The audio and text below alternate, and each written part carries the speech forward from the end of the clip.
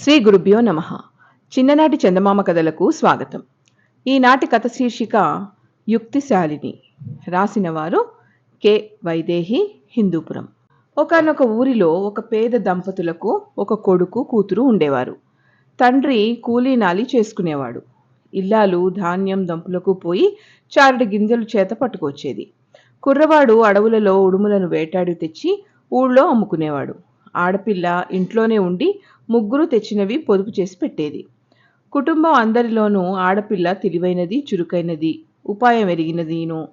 ఒకనాడు ఆమె తండ్రి వద్దకు వెళ్ళి, నాన్నగారు, ఇలా మనం ఎన్నాళ్ళు కష్టపడినప్పటికీ కడుపు నిండడం లేదాయే. శెట్టి దగ్గర ఒక 100 రూపాయలు అప్పు తెచ్చి వ్యాపారం చేయండి. దేవుడి దయవల్ల మనకు కలిసి వస్తే నిమిషంలో అప్పు తీర్చి పారేయవచ్చు అని సలహా చెప్పింది. అందుకతను, తల్లి, నువ్వు చెప్పిన మాట బాగానే ఉంది, కానీ రుణం చేసినట్టయితే దానిని తీర్చే మార్గం ఏది? శెట్టి సామాన్యుడు కాడు, మంచి మాటలు చెబుతూనే ఉంటాడు. గడువు దాటిందంటే అనరాని మాటలని రచ్చకు లాగుతాడు. ఆ కర్కోటకుడితో మనం బాధలు పడలేము. అయినా అప్పు చేసుకుని పప్పుకూడు తినడం ఏమంత మంచిది అన్నాడు. ఈ మాటలకు ఆ అమ్మాయి, నాన్న, మీరేమీ భయపడవద్దు. నెల వాయిదాకు ఒక 100 రూపాయలు శెట్టి వద్ద తీసుకువచ్చి ఆ సొమ్ముతో పట్నం పోయి సరుకు పట్టుకురండి. ఈ లోపల ఏమి జరిగినా నేను చూసుకుంటానని ధైర్యం చెప్పింది.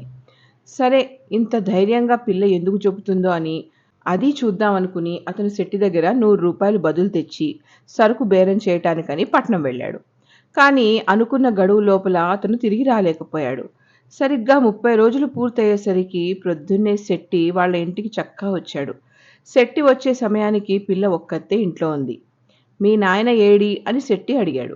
ఊరు వెళ్ళాడు అని పిల్ల చెప్పింది. ఎప్పుడొస్తాడు అని శెట్టి అడిగాడు. వస్తే రాడు, రాకుంటే వస్తాడు అని పిల్ల నిదానంగా జవాబిచ్చింది. ఈ జవాబు వినేసరికి శెట్టికి మంట నెత్తుకొచ్చింది. సరి, మీ అమ్మ ఏది అని కోపంగా అడిగాడు.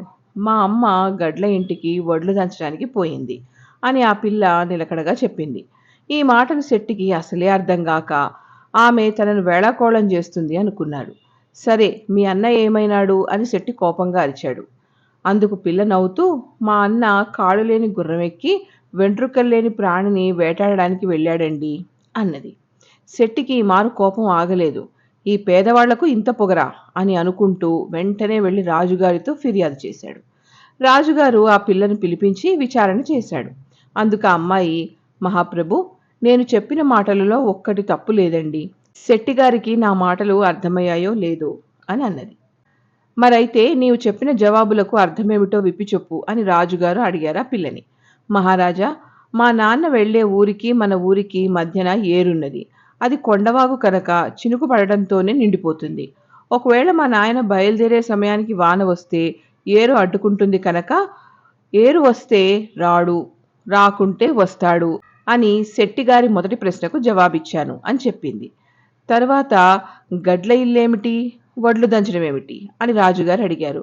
గడ్లవారనే ఇంటి పేరుతో ధనవంతులున్నారండి, అక్కడికి మా అమ్మ వడ్లు దంచడానికి వెళ్ళింది అని చెప్పాను. ఈ మాట అర్థం కాక, అర్థం చేసుకోలేక మన శెట్టిగారు కంగారు పడ్డారు. ఆ పిమ్మట రాజుగారు, కాళ్ళు లేని గుర్రం ఉంటుందా ఏమిటా మాట అని అడిగాడు. అందుకు ఆ పిల్ల, మీ అన్న ఏడి అని శెట్టిగారు అడిగారు. మా అన్న చిన్నప్పటి నుండి చెప్పులు తొడుక్కుని అడవిలోకి ఉడుములు వేటకు వెళతాడు. కాళ్ళు లేని గుర్రం అంటే చెప్పులు, ఉడుముకి వెంట్రుకలు ఉండవు కదండి, కనుక వెంట్రుకలు లేని ప్రాణిని వేటాడడానికి వెళ్ళాడు అని చెప్పాను అని అన్నది.